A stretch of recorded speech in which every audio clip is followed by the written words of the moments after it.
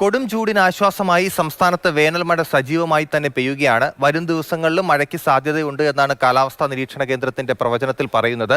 നിലവിൽ 2 ജില്ലകളിലാണ് yellow alert നൽകിയിരിക്കുന്നത്. അത് പത്തനംതിട്ടയിലും ഇടുക്കിയിലുമാണ്. ഈ 2 ജില്ലയിലും ഒറ്റപ്പെട്ട ശക്തമായ മഴയ്ക്കുള്ള സാധ്യതയുണ്ട്.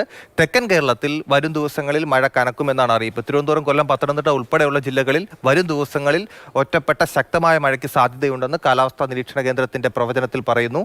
മലയോര മേഖലകളിൽ, പ്രത്യേകിച്ച് ഈ മഞ്ഞ അലർട്ടൊക്കെ ഉള്ള ജില്ലകളിൽ, മലയോര മേഖലകളിലൊക്കെ ജാഗ്രത വേണം. മഴ കൂടുതൽ പെയ്യുക അവിടെയായിരിക്കും. തീരദേശ മേഖലകളിലും മഴയ്ക്ക് സാധ്യതയുണ്ട് എന്ന് കാലാവസ്ഥാ നിരീക്ഷണ കേന്ദ്രം അറിയിക്കുന്നുണ്ട്. ശക്തമായ കാറ്റിനും ഇടിമിന്നലിനും സാധ്യതയുള്ളതിനാൽ ഇടിമിന്നൽ ജാഗ്രതാ നിർദ്ദേശങ്ങൾ പൊതുജനങ്ങൾ കൃത്യമായി പാലിക്കണമെന്നുള്ള അറിയിപ്പ് ദുരന്ത നിവാരണ അതോറിറ്റി അടക്കം നൽകിയിട്ടുണ്ട്. മത്സ്യബന്ധനത്തിന് തടസ്സമില്ല, കടലിൽ പോകുന്നതിന് തടസ്സമില്ല എന്നാണ് അറിയിപ്പ്. പക്ഷേ കടലിൽ പോകുന്നവർ ജാഗ്രത പാലിക്കുന്നത് നന്നായിരിക്കുമെന്നും അറിയിപ്പിൽ പറയുന്നുണ്ട്. കാലവർഷം ജൂൺ ആദ്യവാരം എത്തുമെന്നാണ് ഇപ്പോഴത്തെ പ്രവചനം. ഇപ്പോഴത്തെ ഒരു സ്ഥിതി അനുസരിച്ച് പ്രത്യേകിച്ച് ന്യൂനമർദ്ദങ്ങളോ ഒന്നും വന്നില്ല എന്നുണ്ടെങ്കിൽ സ്വാഭാവികമായിട്ടും കാലവർഷം എല്ലാ പ്രാവശ്യവും എത്തുന്നത് പോലെ തന്നെ, പതിവ് പോലെ തന്നെ ജൂൺ മാസം ആദ്യ ആഴ്ചയിൽ തന്നെ എത്താനാണ് സാധ്യത.